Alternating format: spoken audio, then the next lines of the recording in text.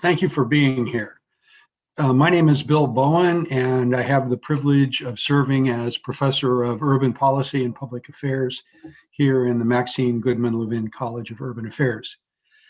I spent the past 30-something years doing research and teaching about the ways and means through which we make decisions and conduct public policy related to energy, the environment, and economic development. My ancestors first came to Cleveland in 1822, and ever since then, my family's lived in Cuyahoga County. We have a family history of serving in county and local governments, so I have deep ties to the public sector here in Northeast Ohio. I'm gratified by the opportunity to be with you here today. We're here today with Mayor Annette Blackwell from the city of Maple Heights, Mayor Tim DeGeeter from the city of Parma, and Mayor Paul Kumar from the city of Bay Village. They've all kindly agreed to come together as a panel to talk about the experiences of municipalities with COVID-19. Thank you all for coming. This is the point at which I would normally now tell a coronavirus joke, but I won't because we'd have to wait 2 weeks to see if you get it. Bad joke. Okay. I expect that today's forum will present a sobering reminder of the devastating effects of the COVID-19 on municipalities everywhere, and that the financial hardships they face will continue into 2021 and beyond.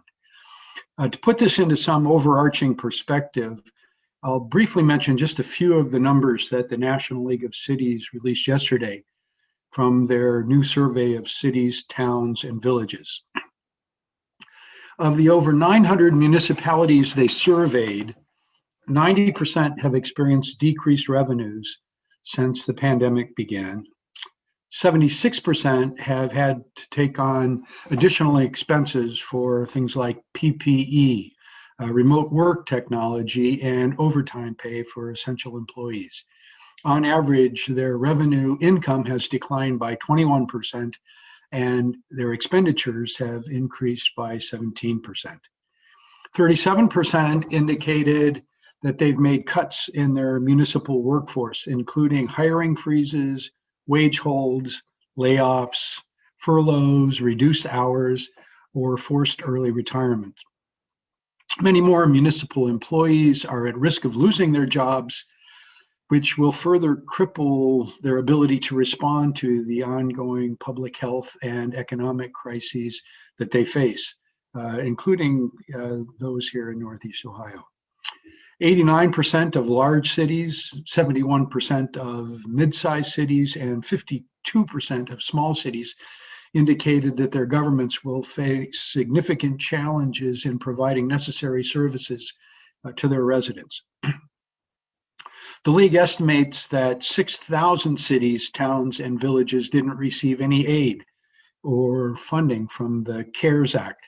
And of those they surveyed, only 7% indicated that the funds have adequately addressed their revenue shortfalls. To add insult to injury, municipal leaders have for months been unsuccessfully seeking help from the U.S. Congress to put forth a relief package that ensures that local governments can function and continue to safely lead our communities through the pandemic. It seems that the partisans in Washington are still in their trenches, and that the divided and divisive national government may not be a part of the solution anytime soon. This again is one of those situations where I'd tell a joke. You normally wouldn't want to touch this with a 6-foot pole, but now it seems that 6 foot is the minimum safe distance for touching anything or anyone. So we'll go ahead. Now I'd like to ask each of the panelists to take 1 to 3 minutes to introduce yourself. After that, we'll have a moderated discussion. Each panelist has been given 6 prompts, and we'll set out and work our way through those one by one. I'll put out each prompt like a ball on a ball court, and the panelists can respond freely to each of the prompts in turn. Mayor Blackwell, would you like to start? Good afternoon. My name is Mayor Blackwell. I'm the mayor of Maple Heights. This is the first year of a second term. Maple Heights is a southeast inner ring suburb surrounded by Garfield Heights, Bedford Heights, Warrensville Heights, kind of that area on the other side of the 480 bridge. Very pleased to be here today to participate in this panel discussion. I look forward to hearing what my colleagues, Mayor Kumar, Bay Village, which is a different city. I think you've picked a diverse group of cities, so the stories are going to be very different, and the presentations, I'm sure, will be very different. And certainly Mayor Tim DeGeeter, City of Parma. Thank you for having me today.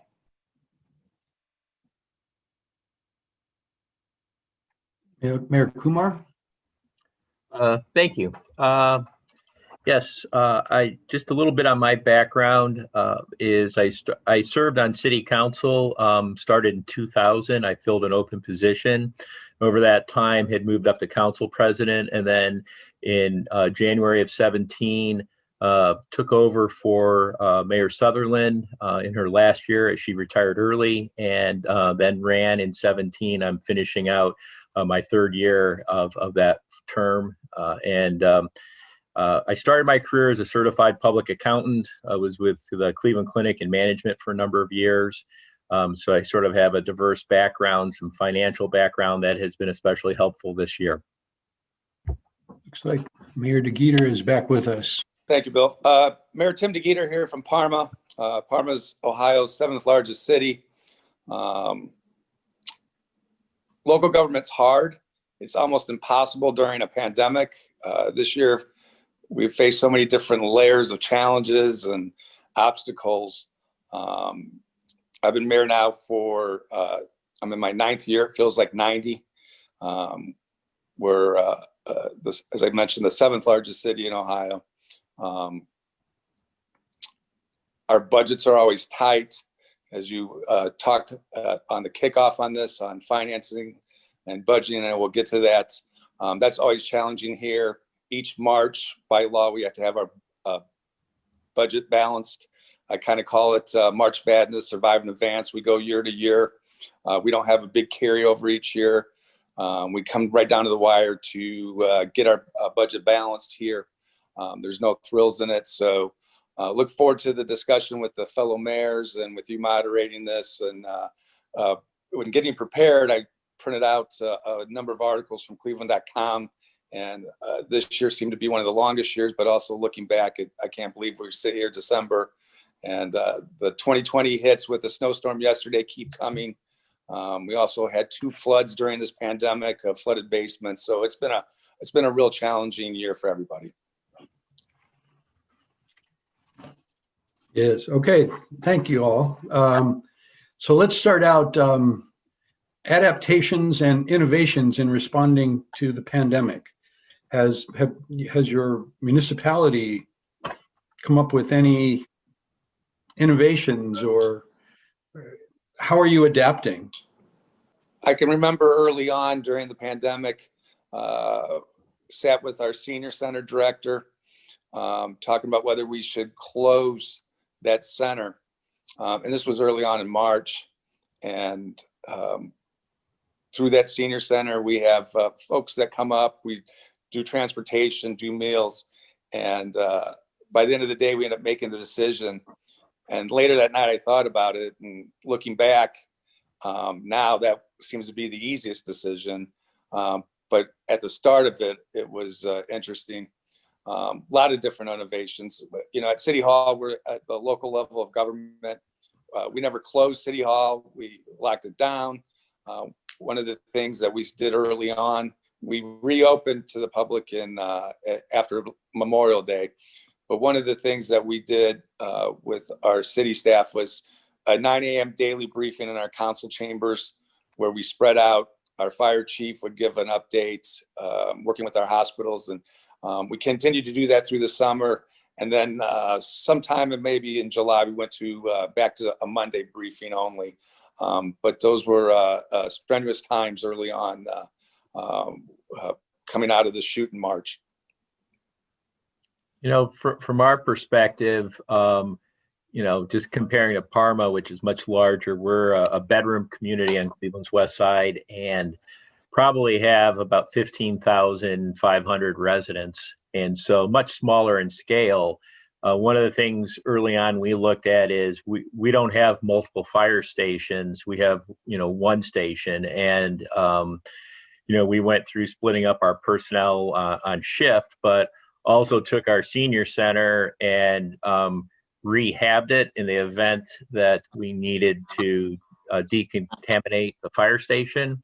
And again, this goes back to March. What we really didn't know, we didn't know. Every day was a learning experience. I'm sure the other mayors will attest to listening to briefings every day, sometimes getting updates from the medical centers, the clinic and UH and Metro twice a day on what the new health protocols were. So it was really trying to follow that bouncing ball, make sure that number one, we kept our personnel safe. Once we got that stabilized and had some contingency plans in place, we sort of took the approach of listening to Governor DeWine.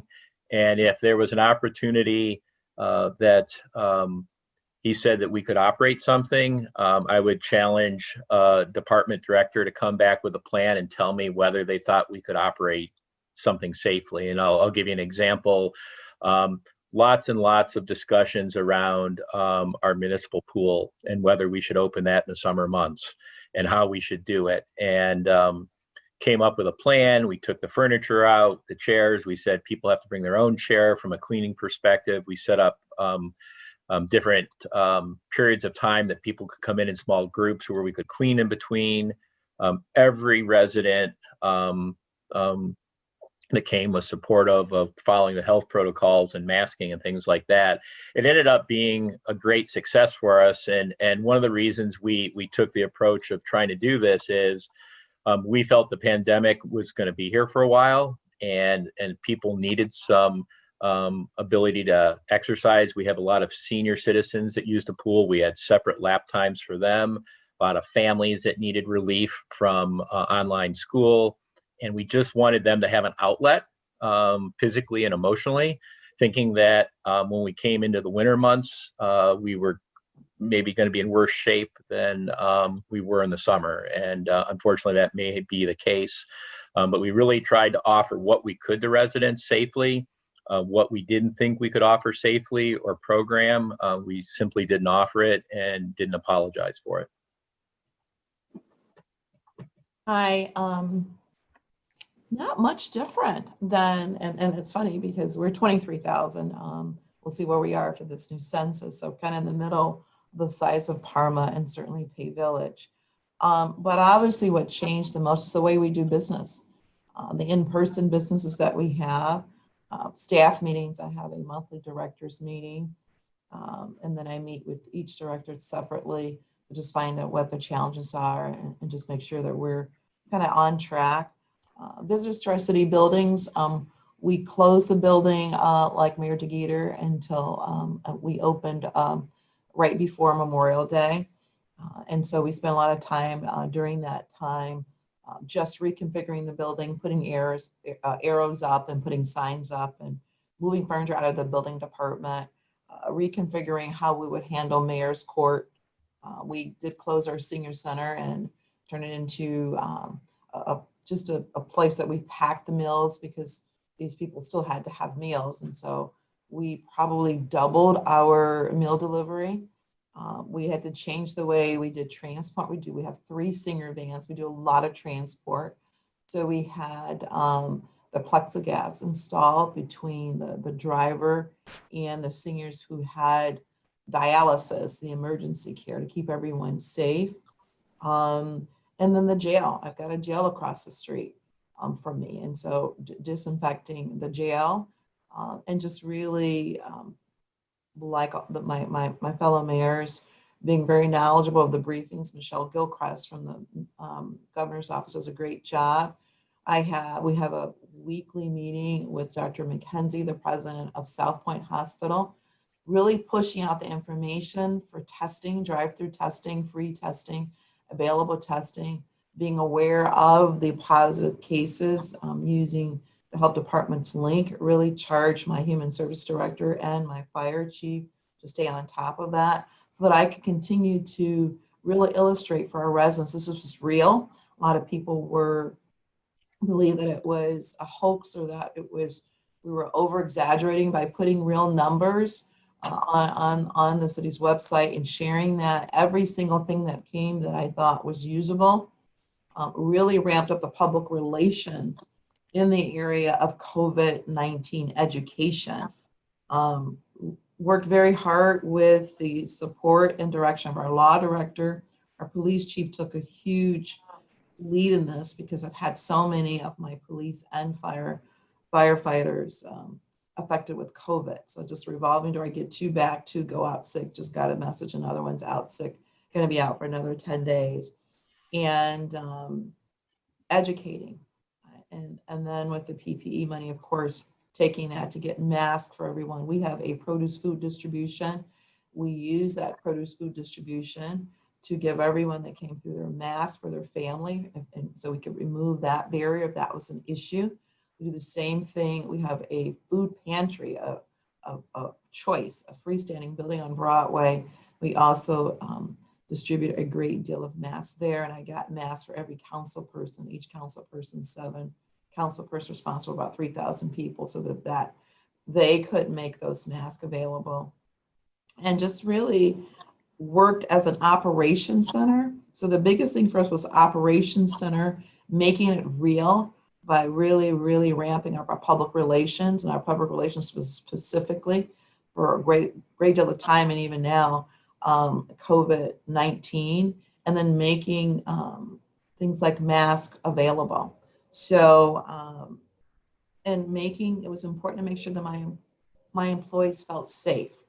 We staggered hours and changed hours so that people would not be, this is a small building, in areas that they considered they could not achieve social distancing. And I just became the champion of the messenger. I was the messenger, and I personalized the message and made sure people felt comfortable and secure in taking the time off they needed. We had to change work hours for working moms whose kids are working remotely, making sure they were able to feel very comfortable in doing what they need to do for their families and their children as far as their education. And so those were some of the adaptations and innovations and work schedules and our messaging that we did here in Maple Heights. Okay, next question is about financial considerations and budget reallocations and the impact of service delivery. How have things changed? What have you done? Since I just finished and I went last, I'll go first this time, we'll go around. Well, I made a couple strategic layoffs and job eliminations. More importantly, I laid off my executive assistant. I have been my own executive assistant since April. I don't have one. I answer my own emails, do my own correspondence. I came from an administrative background. I was executive assistant to the president and chief medical officer at University Hospitals. And I spent 16 years at Deloitte as a Deloitte & Touche as a paraprofessional, doing just kind of getting tax returns. I'm very, very administratively talented, but I wanted to send the message again when I talk about public relations on how significant the sacrifices were and that everyone had to make sacrifices. So I laid off my own assistant, and I've been my own assistant since April. It's a little tough, but we did it. And then we looked at some permanent part-time individuals, and we made a elimination there. I have to say, we were already in fiscal emergency. The city of Maple Heights was in fiscal emergency when I took office in 2016. In 2014, the city was placed in fiscal watch. And fiscal watch. In 2015, a year later, they were declared in fiscal emergency. I'm here to tell you, a week ago, after 5 years, we're out. I got us out ahead of schedule. So we're out of fiscal emergency. But I say that because we were already in a position of watching every fund. I mean, I know all the funds very carefully, looking at special funds, confirming the appropriate use. Certainly Mayor Kumar, being a CPA, understands that, policies and procedures, and what are we using the best accounting methods. We also got a clean audit right before our release, which of course is synonymous with getting out of fiscal release. It's good budgetary management. So the things that impacted maybe cities that had more money did not impact us. We were already running very lean and very mean and didn't have a lot of money. Very small. We ended our general fund budget in 2018 when we first really got out, but we were officially held in fiscal emergency for another year because there was a great deal of concern from our Ohio auditor of state, Keith Faber. There's no way that I could maintain $47,000 in our general fund in 2018. So really didn't have to do much because we were already in that mindset and already operating in a way of fiscal challenges and emergencies and limitations based on our fiscal designation. So I can tell you, as I conclude my portion, of the CARES Act money and the reimbursement from the Bureau of Workers' Compensation just lifted us up. When you're already here, there's not much to go. These practices were already in play because we were a city that was broke. Not good accounting measures, and people not really understanding and looking at the budget strategically. That's some of the things I do with my directors. When you ask for tires, before you thought a PO, can your budget handle it? Did you look at your budget? What's left? So they understood you're in charge of your own budget. So the CARES Act money for the city of Maple Heights, we use it to cover all of our safety forces, which released the budget, the burden on the general fund, and really helped us a lot. And the Bureau of Workers' Compensation refund has been significant. So it's just lifted us up and enabled us to really grow our general fund because we were able to then not charge the salaries of our fire and police to that fund. Again, the city should have 41 officers. I came in with 28. I've added 2. I'm at 32. I'm going to be swearing in 2 more very soon here. So there's been significant overtime for that small group. All of that was been able to be addressed by the CARES Act money, which gave us significant relief to the general fund. Again, I echo a lot of the comments from Mayor Blackwell that, we had to look at what we were operating and make some decisions on layoffs of personnel for, we never stopped any city operations, but there were different components in recreation and community services where per the governor's guidelines, we could not operate. And so obviously we did, those staff were laid off. If we had an ability to use them somewhere else in a very meaningful fashion, we took a look at that as well. But for the most part, we did make some layoffs and sort of right size our operations based on those personnel decisions. We had several open full-time positions that we elected to hold and not fill so that we could watch the financial landscape. Fortunately for Bay Village, we're predominantly residential. So our income tax receipts in the first quarter had been relatively strong. So we were pleasantly surprised by that, but allowed us to step back and sort of take account of the situation and not be forced into a rash decision. When I was on city council and I was finance chair, the city started setting up reserve funds for infrastructure, for our debt retirement, and we also set up a general operating, contingency reserve account that we had funded. So we knew going into this, we had a cushion there if we needed it. To date, we have not used any of that because I think all of us as mayors are probably more worried about 2021 than 2020 and what that may bring. But we had set up that safety net for Bay Village to provide with some cushion. And then as Mayor Blackwell said, with some of the CARES funding, that just gave us a chance for sure to move through 2020. And then obviously we're taking a hard look at 2021. Right now, we're not budgeting a 0% increase for any of our income taxes that may be coming in. It's the way our pay cycle hits. We have 27 pays this year and how the calendar works. So that's always a pleasant surprise. But we knew that was coming. We've adjusted for that. So we're just trying to look at that and make some prudent decisions long term. The one thing we did move on that worked well, again, mid-year, we moved forward on our capital projects. We have an annual roads program and some other capital items that we went out and we decided to go and bid those projects. And while 2019 and 18 may have not been that favorable in terms of the bids we were receiving back on projects, we sort of took advantage of the environment, and the bids on multiple projects all came in under budget.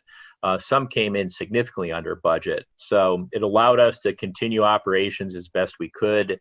Thought that was important for residents to see we were moving the city forward, that we weren't frozen in time, but they were making decisions one by one that made sense for the long-term benefit of the city. Very similar storylines. In our budget for this year, our goal was to hire 8 additional service workers. We have over 500 miles of roads here in Parma, lots of infrastructure needs. But with the COVID-19, we held off on those hires.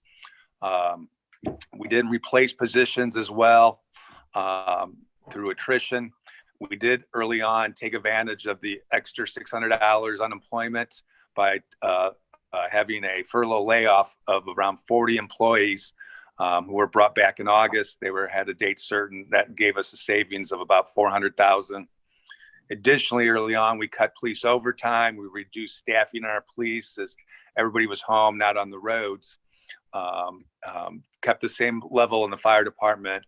And then we had each director go back and look at their budgets and see what they could cut. And we came up with, and we have about a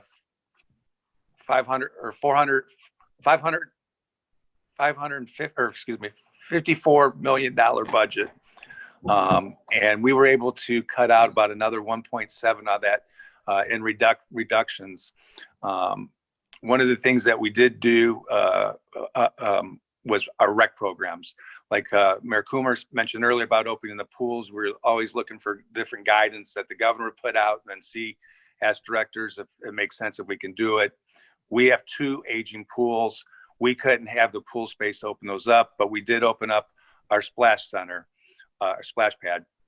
And then we had managers out there that we hired, part-time workers. We did our baseball, softball programs as well, where we disinfected the equipment, did that safely, wanted to give an outlet for the kids. And that program went really, really well. I'm proud of our rec departments, what they did. Also for us, the CARE dollars have been significant. That gets us to the finish line in 2020, although this is not just a 2020 problem. Next year, there's still a lot of unknowns as well. We utilize our CARES dollars and use it for safety forces as well. It would have been a much better summer for mayors and city council members if that U.S. Treasury guidance, which evolved throughout the summer, would have been as it is now back earlier in the summer. There's a lot of sleepless nights with our auditor, myself. So our portion, we received over $6 million in CARES dollars. And if you recall, that was the first 2 rounds were based on local government fund, and then the last round was per capita. And I do appreciate the work of the governor and the legislature actually getting those dollars flowing down at the local level. So that keeps us going for next year. We'll be able to plug that in, but there's still a great unknown going into 2021. Okay, how about economic development programs or any incentives for sustaining small businesses? Do we have any motion in that area? I'll go first here since I went last. We'll stay with the same format. We additionally, Parma, we get CBG funds. We're a direct entitlement city. So we got some additional COVID block grant funds. And we've set up 2 programs that are separate from programs we've already have done. And one of them is a small business grant program for businesses with 15 or fewer employees. And it allows and this is not, previous we've done loans, but this is a grant, and you can expect the lesser of $10,000 or any amount equal to 3 times your average monthly payroll and operating expenses from July 1st to March 31st. So we've had a number of businesses take advantage of that. Our pot for that is $250,000. And then additionally, under those additional CBG CARES dollars, we also have done helped residents avoid eviction or foreclosure. So far, I think we've given out about $40,000 out of a $250,000 pot. And we're seeing more of that more recent. It seems that just in the last month, and we announced these in August, people are starting to take advantage of understanding this out there. So those are 2 new programs that we've done through our Community Development, Economic Development Office here in the City Department. As I mentioned, Bay Village is largely residential, so we do not receive any CBG funds for businesses. We did have a number of businesses in our retail. We worked with them on the programs that were out there for the PPP loans. And also there's a small business stabilization fund through the county. I know multiple businesses had applied for that, and what we tried to do and received funding from both entities. And what we attempted to do is be extremely current on the guidance we were receiving on that, and making sure that that information was pushed out to the business community same day or next morning. So they had that information, worked with our local banks who were offering some of the programs, and making sure that they were providing support to our businesses, and we worked in that fashion. You know, when I took office in 2016, because of our fiscal situation, I was the city's economic development director. So up until 9 months ago, in addition to being the mayor and safety director, I was the ED. So the first thing I did was I got my RETA list, and I found out who my top 25 taxpayers are, and I courted them. I went to the top 25 to make sure they knew I was the mayor. They were staying, please stay. What do you need? Kind of my own walking survey. What's missing? What can we do better? And road repair is one of the biggest things. So our city engineer I call him Grant Genius, or GG, because he has a 95% success rate in anything we apply for in terms of road repair. And so infrastructure was the feedback I got from those top 25 employers, the school district being my top employer, being a bedroom community. And street lighting, the city was too dark, dangerous, so working with First Energy to get LED lighting. But I had really kind of teed this up. And then in 2017, we got an SBA grant funding from the county. It was $150,000. We had to come up with $50 for a $200,000 pot. And we've used that to open several small businesses. So help small businesses open.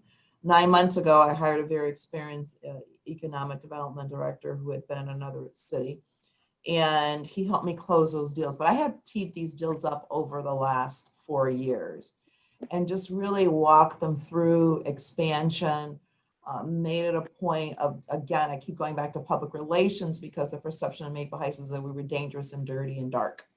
And so to change being dangerous, dirty, and dark, I really had to sell the city. And so every chance I could speak, I started a quarterly in-house newspaper that I put out, where I would choose a business of the year, an assistant of the year, to let them know we were business friendly, because we were always also charged with not being business friendly. I revamped the building department so the permitting process would be welcoming, and we look at them as not a bother, but you know, what's the barrier? Why are you in line for 2 hours? We were closed at noon on Fridays. Who closes a building department at noon on Friday? It just is ridiculous. People need their building permit to work on the weekend. And so I changed that. We were closing at 4 o'clock. Somebody would roll in at 4:30 and I'd say, oh, we're closed, we're counting money. We stayed open to 5 o'clock. So expanding those hours adding more staff in the building department. So we would be user-friendly, making sure, trying to get the support of the council to help us sell our city. We went on a public relations sales campaign. We sold Maple Heights. And as a result of that, last year, 13 small new businesses opened. And we gave out of the 200,000, only 25,000 because some of them didn't pass all of the criteria. But we're on schedule to open another 10 in 2021. And I think the way that I'll wrap it up, it wasn't easy, and I don't necessarily have the skill set to be the economic development director. My tax background helped me. I understood that enough, not at the level of CPA went, but I understood enough to know what my biggest asset was. And my biggest asset is really, because we're a bedroom community, we have over 10,000 housing structures, is to get our values up. We've had a value appreciation in our real estate of 27%. So worked very closely with Akron Cleveland Association of Realtors, added another inspector, streamlined the process in mayor's court so that we could hold the people accountable. But we were throwing people in jail for housing violations. That doesn't help either. They really can't fix the housing, but just really understanding what the challenges were and then addressing them in a business way. So all of a sudden people start calling our phones, making sure that available properties are on the website. And we're going to update the website. We got a new vendor. I had someone in-house doing it, but we need a more sophisticated website so we can constantly work on presenting our city. So our biggest one was Gojo, which is their first facility here in Cuyahoga County, not the 70,000 space they're leasing at the IX Center, but they took a vacant dark factory that used to make car products, blue coral, like waxes and things like that. And they dropped $29 million of improvements in that building. They're scheduled to hire 200 employees over the next 2 years. They've hired the first 50 or so. They've had a couple of successful job fairs. But all of that, with me personally working it, I have to believe that I became a champion, a partner with the businesses, and it made the difference. And then I passed it over to somebody who's much more skilled in this area, who continues to bring big deals. They've got a couple of new housing projects, if they can get the low-income housing tax credit, some other things. But for me, it really was, the incentive was changing our image, that people would even want to come here. This city was written off. Okay, looking at 2021, let's Mayor Blackwell, I think you're going to start this one out. Are there any positives to look forward to? I think so. Things that can help? I believe that, and I don't want to get into politics here, but what I will say is I'm hopeful, whatever side of the politics you're on, I'm hopeful that this new administration are committed to lifting up the middle class. The middle class has suffered significantly under some of the policies of previous administrations, and that this ridiculously large wealth gap will somehow be closed. It will be addressed. I'm optimistic that single moms who've worked very hard, a lot of moms here in Maple Heights work a full-time job and 2 part-time jobs to make it work. That telecommuting and working from home is going to be a part of the way businesses look at an incentive and being a best place to work. One of the issues is RTA. I mean, I chair the policy committee of NOACA, and transportation is a huge issue. It takes someone that lives on Woodland 90 minutes to get to a job up center in Solon. That mom has to get up at 4 o'clock in the morning to get the baby first to the daycare and get on another bus and to get to work by 7 o'clock. And then there's that last mile. They drop them off at the Commons, and they're, depending on where it is, if it's Dirt Devil or Swage, like they got to walk. There's no bus that go there. So certainly telecommunications and working from home is something that more companies adopt, so that moms can be home with their children to address some of the educational needs and support needs that they have. I believe that we will see ourselves having a stronger small business economy. People realize the benefit of that. There's a way to control some wealth. There's some job insecurity that people feel about working for big companies that's come out of COVID-19. So I'm very optimistic, but the middle class has been trampled upon. I'm not into socialists, obviously. That doesn't make any sense. I live in a capitalist society. I believe in it. My husband and I have a small business, so I am truly a capitalist. But this wealth gap that is seen in significant ways has hurt the middle class. It has taken away the ability for affordable college, home ownership. We see what's happening with banks, that Blacks are denied 3 to 1 times more than other the populace ethnicity. These things have to change, and so I'm optimistic about what we were depending on, it was irrespective of what color we were or what economic class we were. And there's 3 different economics on this call right now. We all have suffered as a result of COVID-19. And so we should be all recovering in a way that everybody can win again. And so I am looking ahead, and that's what I'm looking forward to. As I mentioned before, 2021 remains a concern for us.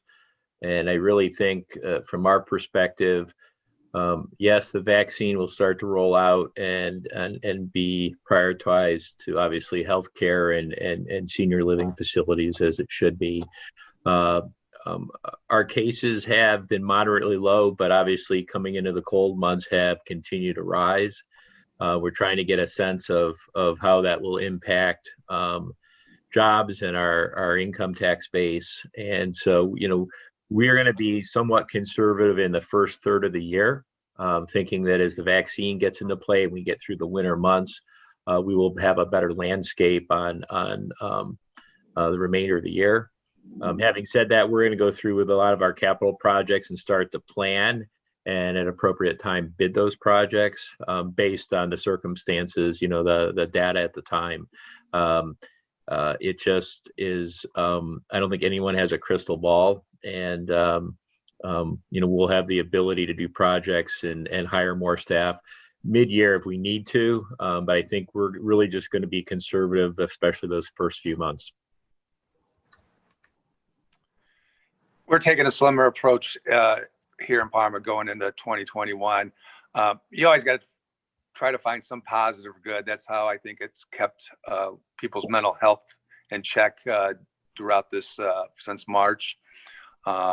Few positives take away that I can think of, making a segue to 2021, is Ridge Road was, if we had a main street in Parma, cuts down the center of our city. That was a $2.1 million project. That got finished 4 months early because when the shutdown was out, there was no traffic. So the contractor was able to accelerate that. So we were able to get that needed infrastructure project done.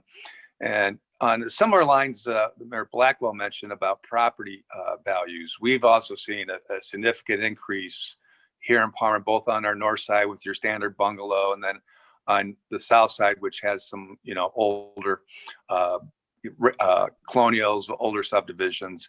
I'm shocked at the prices on the real estate market. The other thing that is surprising was we had approved a new cul-de-sac with 25 homes.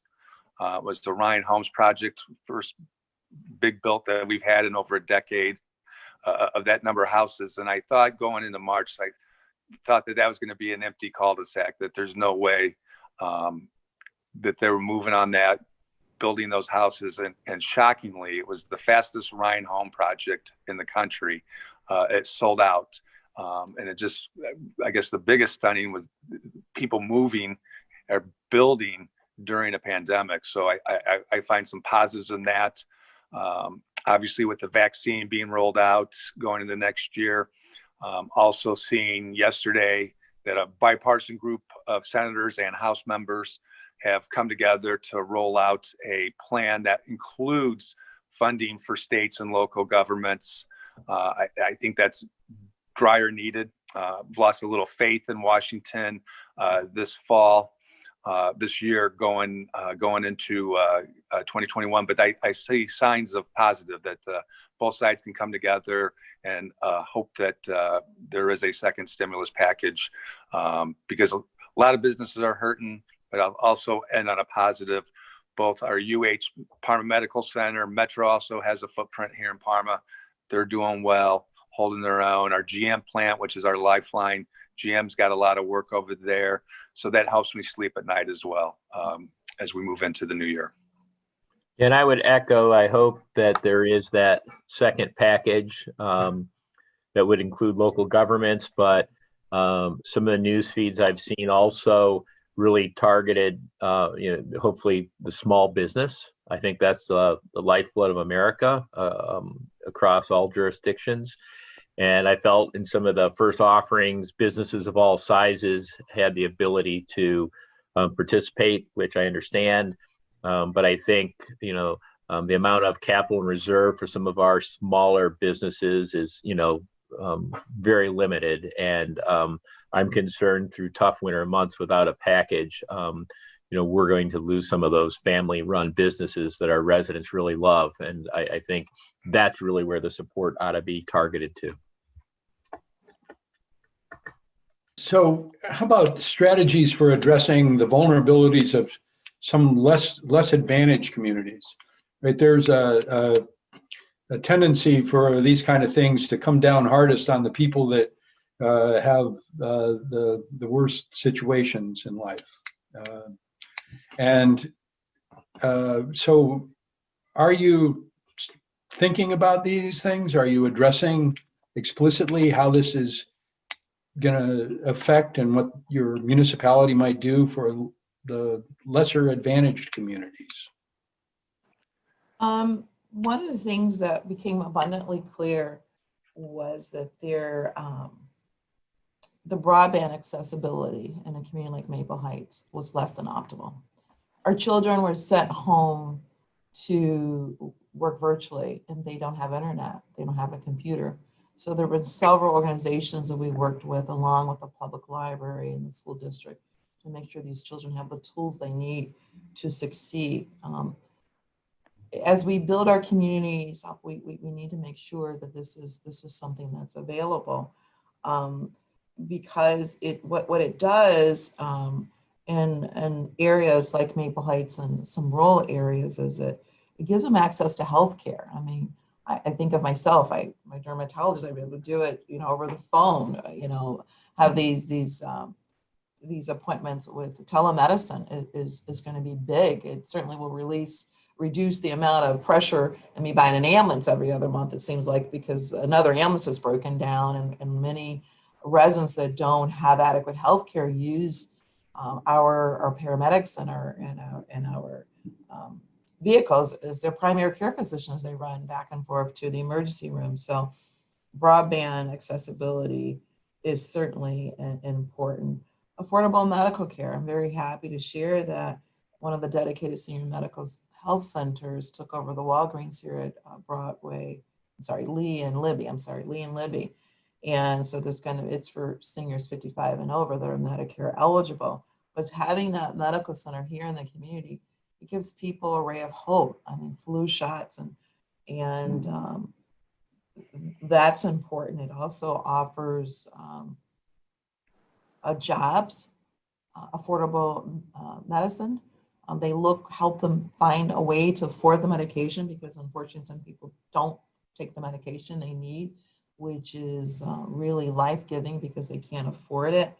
And it just really impacts the quality of life. So, and I hope I'm getting at your question, it really is opportunities. Having Gojo here, local jobs, is important for a community. Having broadband access to look for a job or to work for a job working from home. There's so many jobs you can make a good living working from home. Moms being home if they have a child that is sick or has, I've got the ADHD and some of the other autistic children that are in our school system, and moms want to be more involved. It keeps our seniors working and engaged with other seniors. Having this access is extremely important, and those are, to me, qualifiers for what really describes a community that is desirable, that people may consider to choose work there or start their business there. So those are some of the things that I think are super important. And I will say this, We've got to look at regional collaboration. This have-nots thing based on, and I'm gonna say it's because I worked in property tax consulting at Deloitte for 16 years. And so we've talked about how, it's unconstitutional the way property tax and schools are funded. Well, let's take out the politics. It's a real thing. It's a real thing. What a student in Maple Heights gets per student versus a student in something more affluent is totally different. It's a different landscape. And so we have to look at regional collaboration to compete. One of the things that was in place before I got here was we regionalized the dispatch center.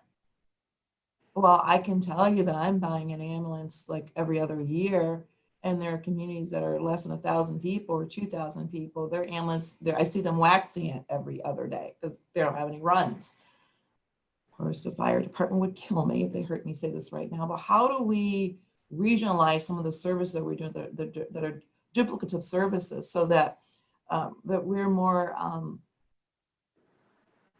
successful? I mean, it's been the biggest difference ever to join the Chagrin Valley Dispatch Center. There was a belief that we couldn't join it, but we did, and it makes a difference. The quality of service when people call 911 and the information that our police and fire get on these calls is significant. I remember when I was studying, when I first got my job as a property tax consultant, I had to read and I went to the Institute of Professional and Taxations. How did 88 counties come about? How did this all happen? Well, it was horse and buggy.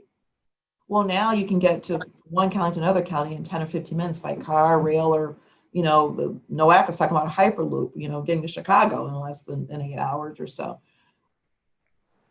How do we change that? How is a community that has 100 or 900 people who has the same structure we do, does that make sense?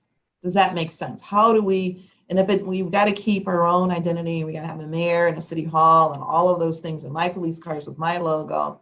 But so if you want to keep that, that's fine. But can we collaborate or regionalize some of these other services like we've done for dispatch services? I don't think we leave that off the table going into 2021, the challenge that we faced as cities. We thank God for the CARES Act money, but if that goes away, we should be looking strategically of how we position ourselves if another pandemic comes or some other catastrophe. How are we positioned to survive? And we have to look at regionalization in a serious, significant way. And not only look at it, because we've been looking at it for a long time, we have to execute and move in that direction as cities.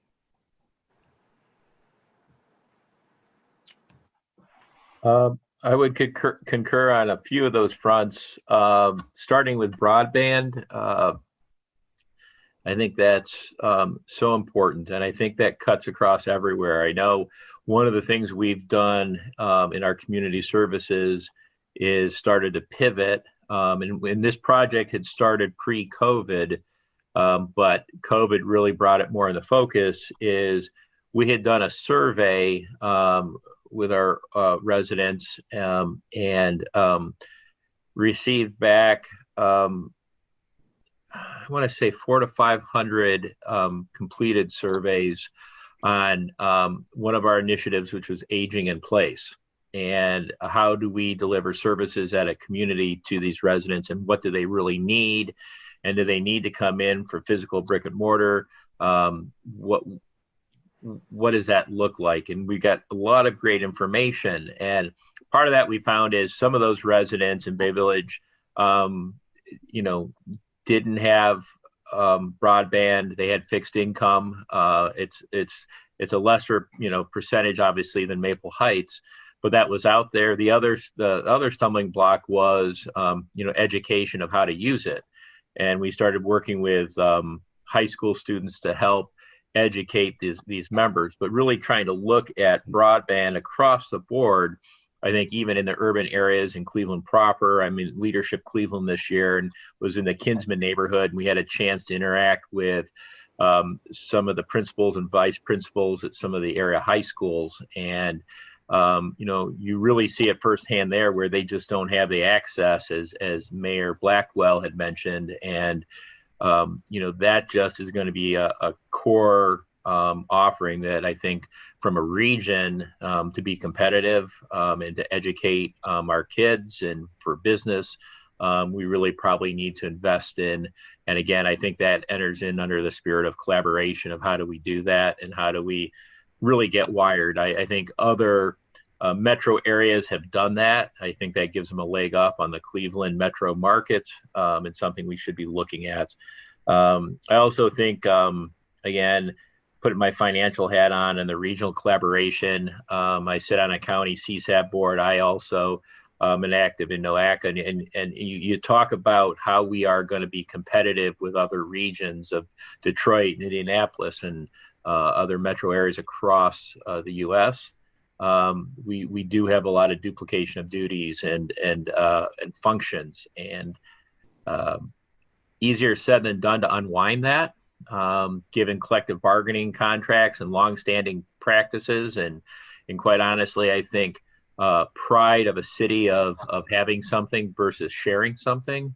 I think Mayor Blackwell touches on a good point of when you start to centralize dispatch and things like that, you start to see other synergies of on a larger call, how to better position manpower and equipment.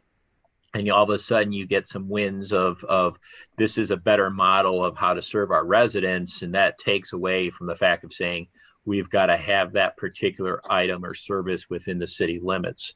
And I think that's a longer term education, but I think for the region to be competitive, we need to continue to work on that. We need to all the way across the board. I know that one of the projects we're working on is with the Cuyahoga County Library System is a new branch in Bay Village, along with some new condominiums in the town center and trying to revitalize the business district. And those are underway. It does question why we have a Cuyahoga County Library System and a Cleveland Public System or two boards of health or pick any other item that where we have, apparently on the surface some overlap, and, hopefully we can have it, we can start that dialogue and continue down that road. On the broadband issue, I would definitely agree with that, especially as we see in the schools like Parma, elsewhere have gone remote, educating our children. As Mayor Kumar mentioned about the library, Cuyahoga County's executive offices are here in Parma. We're proud of that fact. We also have two great libraries. And during the shutdown, and obviously the libraries were open, now they're back closed to just the drive-through, but they boosted their internet service. And it's amazing because of all the cars you see pulled up around the library parking lot here behind us at City Hall. Those folks getting on their devices trying to access that. So there's a real need in many, many communities on that. One of the boards I sit on, there's the Ohio Mayor's Alliance. It's the top 25 most populous cities. Just celebrated 4 years in existence. And I think it's a bipartisan group of mayors. And I think that's helped change the narrative a little bit. Out of Columbus, I think you've seen from Columbus, there wasn't a strong relationship with local governments. Always it seemed like there was a lot of doing harm to us. And I think with that organization and having dialogue at Capitol Square, I think that's helped change the narrative and help try to get some of these things done that we mentioned on it. Our city motto is progress through partnerships. Our schools, we've worked with them. They still get out the lunches. There's long lines for that. We've had food distributions in Parma. I've collaborated with the food bank and other area food banks as well here locally. So there's a real need. And we try to do regional collaboration. As the 7th largest city, we have a sign shop, street sign shop. We have a print shop.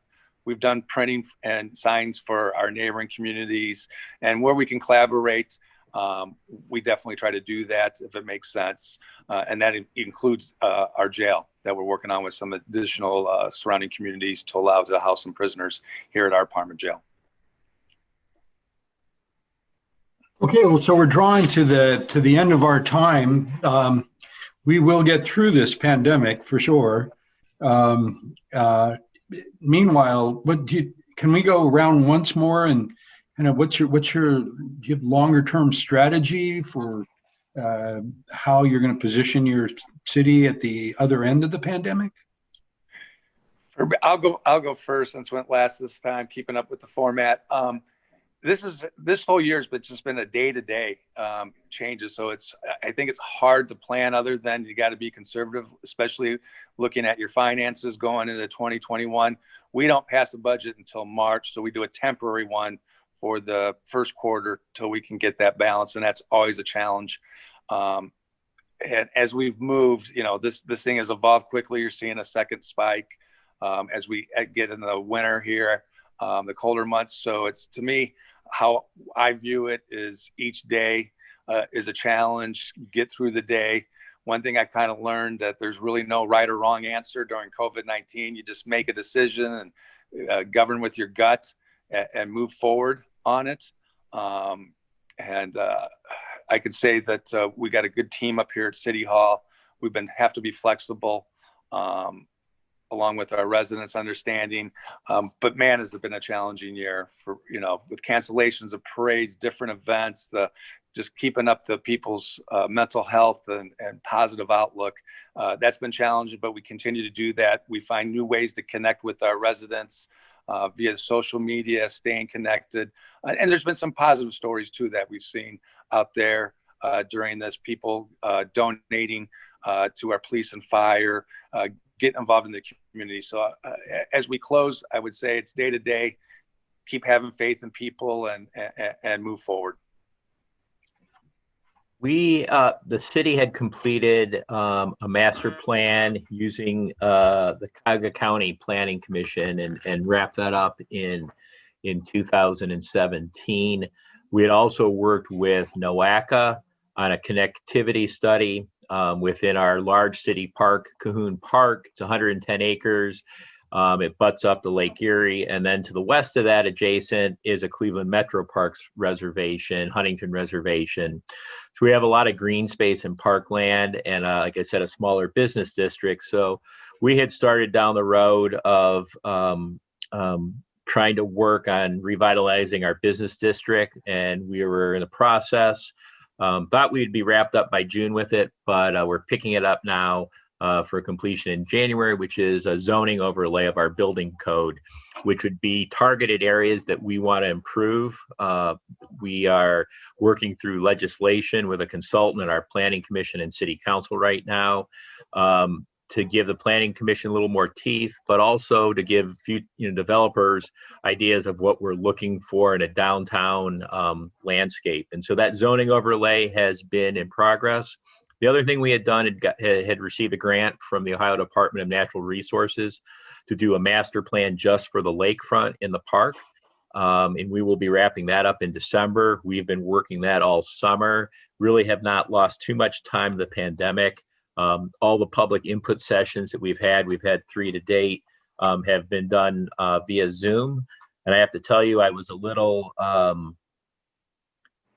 concerned. Usually when we have those public input sessions like we did with the Cuyahoga County Library, people like to meet in person. But our planners, the Smith Group, it's a national firm, did a wonderful job of presenting information. We have a new website, so we've been able to host all the meetings, all the live minutes, and all the presentations on the website. So if someone missed it, they can refer back to it. And we have been trying to work that to create that vibrant commercial district and town center and connect it into our parks and to the lake. And so I feel good from the standpoint that those projects have moved forward. The other thing we did when I took office is I did some benchmarking with other mayors. And while we don't really have enough business for a true economic development director, I did hire a project manager, and their initial focus was to work on external funding of grant dollars and other opportunities. And that has paid big dividends for us. So we have many projects that we will be working on in 2021 that are already funded, which then takes the COVID piece out of it from a financial perspective, and I think allows us to continue to move forward with those projects. And I think more than anything, our residents want to see some normalcy. They want to see some new things happening in the city.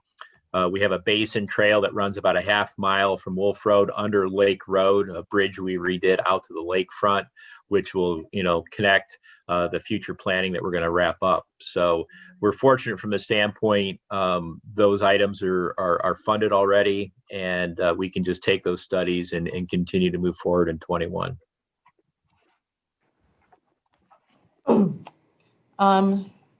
Thank you.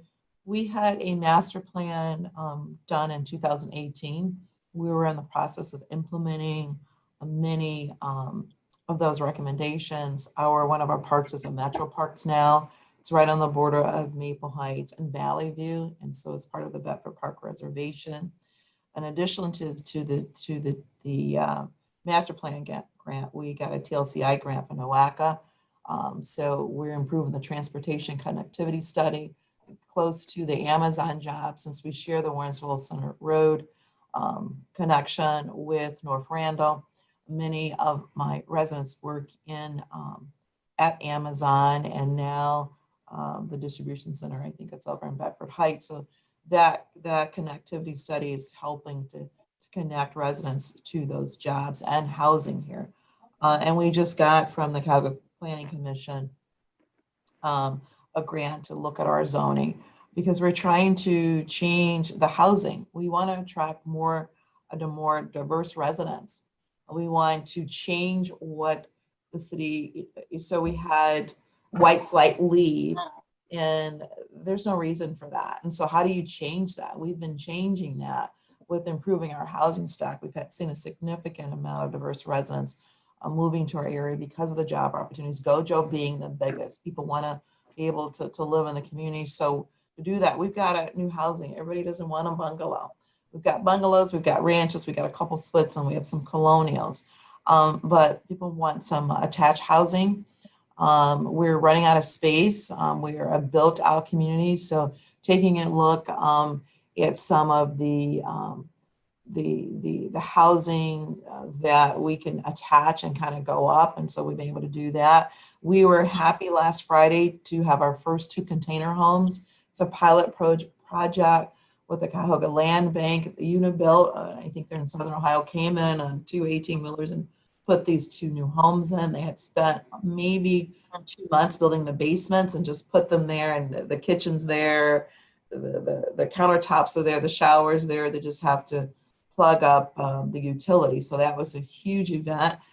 So we're looking at a couple. So do we want some pre-built homes? We want some senior housing, and so a wooded area that has always had a little bit of a challenge because of the wetlands there. We've got a developer who's going to be going for the OFA financing and the LIHTC credit to build 41 senior housing. We don't have enough senior housing. We want some mixed use development. Southgate has this huge shopping center, and I actually used to work. Phillips Edison was my biggest client, Mayor. So so Phillips Edison, when I saw that they did what they did in Parmatown, like I've worked, when I was at Deloitte, that was my biggest client. I was always down in Cincinnati with Phillips Edison. But we'd like that kind of get out of your car, pull up and walk to the store. Southgate needs an uplift. Retail has changed. So they've torn down all of the retail on the front of Southgate facing Northfield.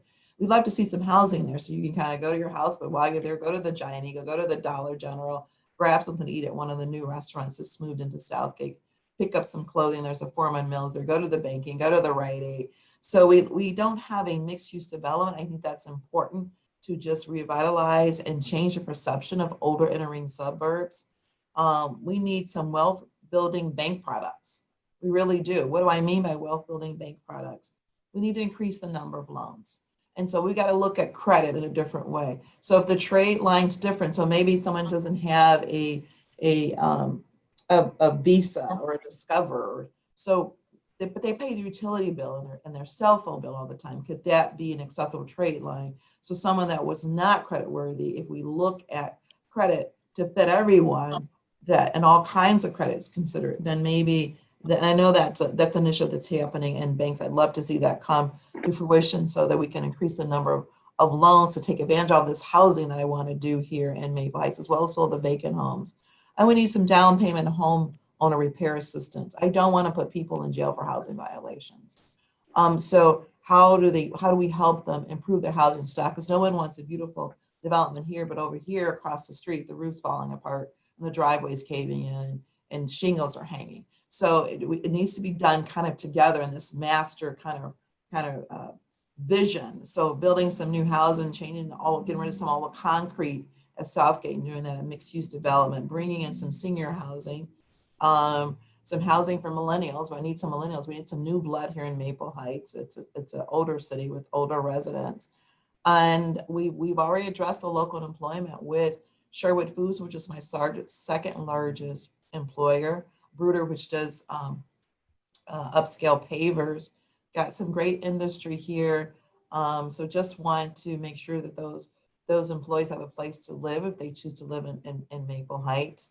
And there's something here for everyone. There isn't something for everyone. I have young people say to me all the time, with my daughter just graduated from Ohio State, and my son went to Akron, and he'll say, I'd love to move back to Maple Heights. It's close to everything. I go to Valley View. I love Lock Keepers. I love the bike trail, but there's nothing but bungalows. And that's not true. There's more than bungalows. But for them, they don't want a bungalow. They want something, a place to park their bike or their electric car. They want to see more of the skyline, something up. And so I've got to change the housing stock if I'm going to even think about those young professionals, even think about Maple Heights. So that's what I need here in Maple Heights. To get those done. We've got all these grants. And then the last thing I want to share is I'm very excited. In 2 weeks, we start a project with the Village of Walton Hills.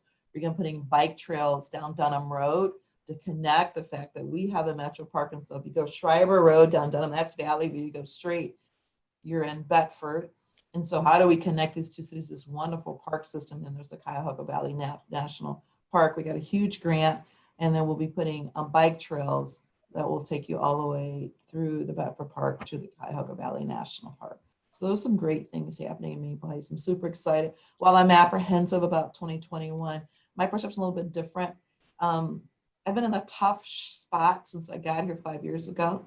I believe that because things have been so darkened down, I just choose to, because it gets me through the day, to believe that this next now that I'm running my own budget and I'm not under fiscal review, that the future in Maple Heights is going to be optimistic and fantastic. I'm cautious, of course, as I do have a finance background. I understand how this goes, so I'm not going to go crazy.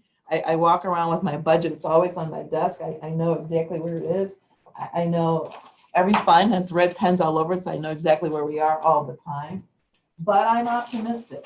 I have to be optimistic. It's important to be optimistic, because the people in the city haven't had raises in 10 years and we're dealing with equipment that's 20 years old, really not safe and even functional anymore. So I am the cheerleader. So I've taken off the ED, but I'm the cheerleader, and I tell them it's going to be great. And I push towards great with all of these things in place. I'm going to leverage every last one of them, saying bike trails come in, having a metro park in our city, increasing transit connectivity to some other areas where there's jobs available, and having a positive growing budget is significant. So I'm very, very optimistic about 2021.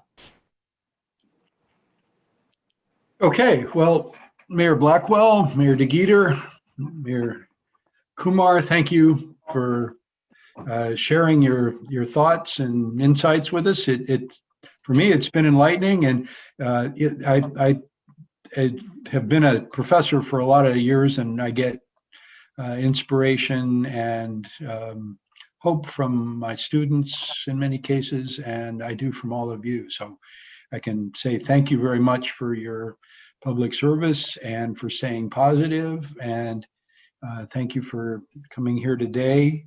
I also wanted to appreciate the fact that everybody's a member of the Cuyahoga County Mayors and City Managers Association, active members of that, and Lisa Barno, this was her idea, the executive director, to put this together. Thank you.